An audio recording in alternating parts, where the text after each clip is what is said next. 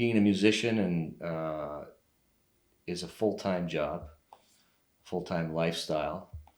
And I think without God, it's a really hard life because it's so different. I mean, I'm not talking about being on stage. I mean, just talking about the whole dynamics of when you're traveling, that's one thing. I mean, making a living in music requires every ounce of energy, and as work.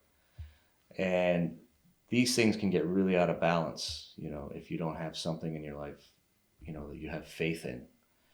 So for me, it's always been a balancing act, because I've had friends of mine that are musicians that maybe their balancing act became dependent on things that weren't of God, and it usually ended in, disaster or tragedy or addiction, but having faith in God and making that your balance point, you always come back to it.